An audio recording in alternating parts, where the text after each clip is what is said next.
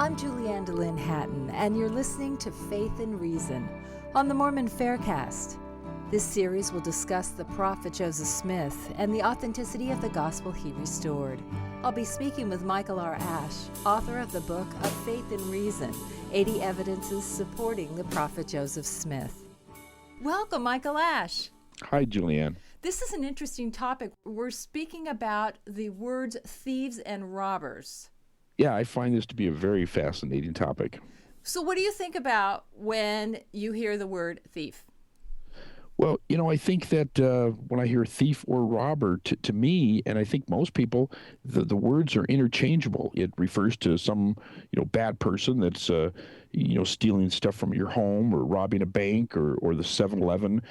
It's somebody that's stealing something. And that's a Western configuration, correct? Yeah. I mean, if you ask anybody on the street, either now or in Joseph Smith's day, I don't think that, it's kind of one of those thesaurus words. Either one is synonymous for the other. They don't really mean anything different. Now, you've done some research that says Near Eastern law differentiates between the two. Yes, and I should point out my research is based on the studies of John Welch. He was the original founder for what was known as FARMS, the Foundation for Ancient Research and Mormon Studies, and he's the one that actually discovered this. He's a lawyer by trade and quite a scholar in his own right, and he pointed out that in Near Eastern law that there is a noticeable distinction between thieves and robbers. And thieves were typically the people in your town or community that stole something from you. So it might be in our world, the kid down the street that breaks into your car to steal the CDs from you, or somebody that maybe gets into your house when you're on vacation to take your TV. So that's the type of word that's described by thieves. Robbers, however, in Near Eastern law, they were much more serious. They were considered basically terrorists or bandits. They were outside the community and often were an organized band themselves, and they would make raids and guerrilla attacks onto the towns, menace the people, engage in a type of warfare. It almost reminds me a little bit of what we see going on in the news right now with ISIS. You have this outside group that's coming to attack, and that's kind of how robbers were viewed in Near Eastern law. In fact, they were bad enough that when the law dealt with them, often it was dealt with by the military, and they were executed.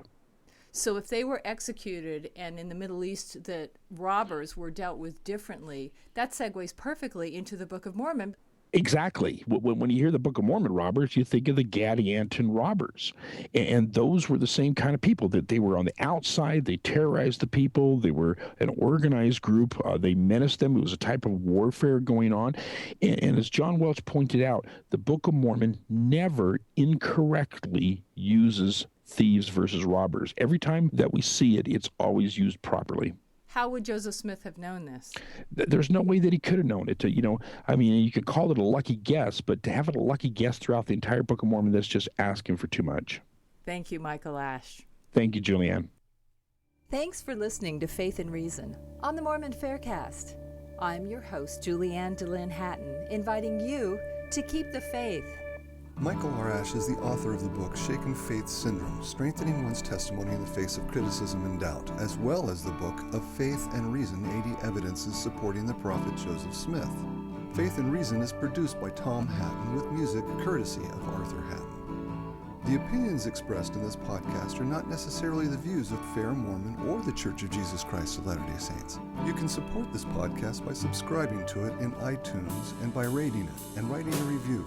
Questions or comments can be sent to podcast@fairmormon.org, or you may join the conversation at fairblog.org.